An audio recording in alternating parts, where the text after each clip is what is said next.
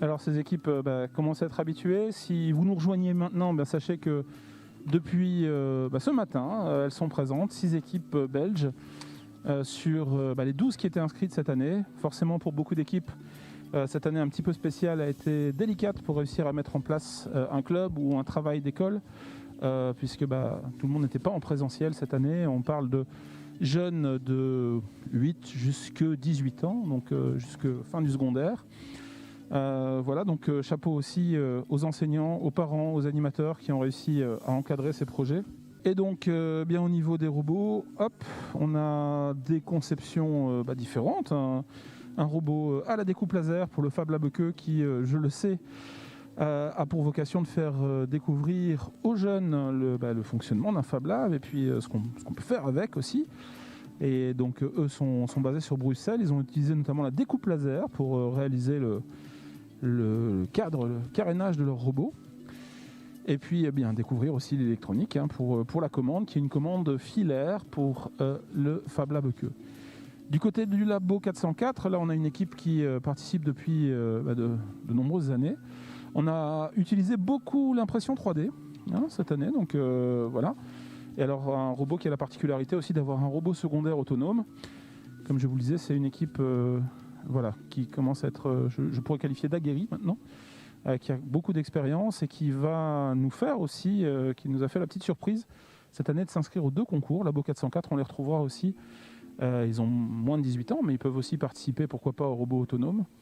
Donc durant les rencontres de fin avril, vous les verrez avoir transformé leur robot pour le rendre complètement autonome pour ce 2e concours. Alors, premier match de cette phase finale. Les 2 équipes sont prêtes. Top! Début du match avec la direction nord qui a été tirée au hasard pour la fin de la partie. Je rappelle que ça marque des points si les robots sont au nord du port. Et le phare de l'équipe Labo 404 qui s'est déployé.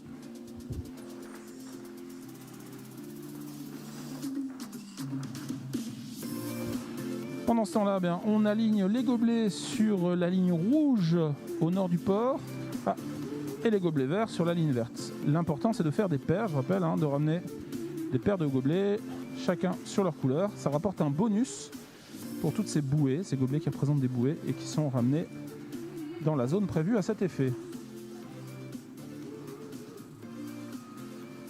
Alors, le robot secondaire de Labo 404 se dirige, je pense, vers les manches à air, à l'avant de la table. Voilà. On sort un petit bras. Et effectivement, 1, 2, on actionne les 2 manches à air. C'est chose faite. Attention au câble du côté du Fab Lab Queue. Super.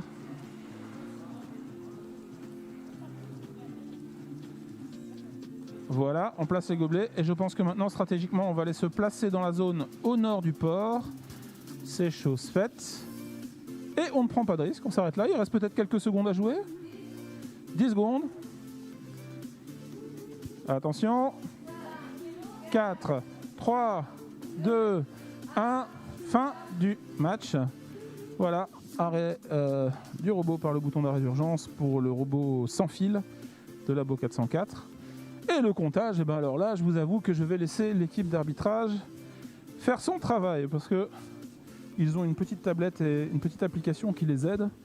Une application qui s'appelle Poolzor. Je salue au passage les amis et bénévoles des différentes associations de robotique européennes pour leur travail sur cette application qui nous facilite bien la vie.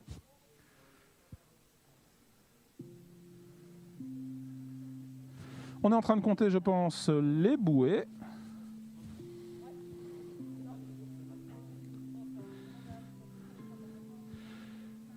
Effectivement, pour les phases finales, donc on est en match à élimination directe. Ce qui a été fait avant nous sert à connaître les rencontres.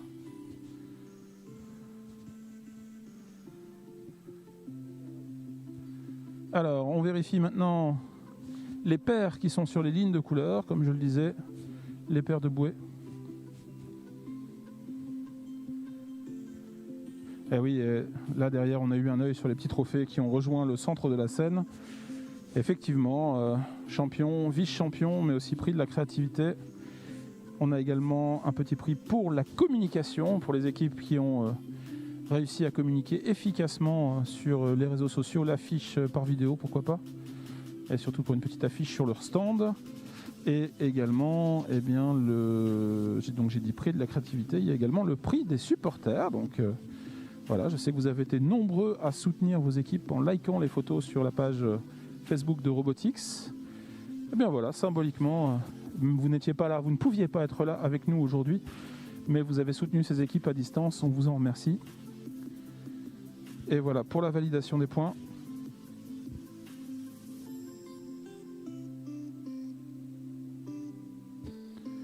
D'un côté,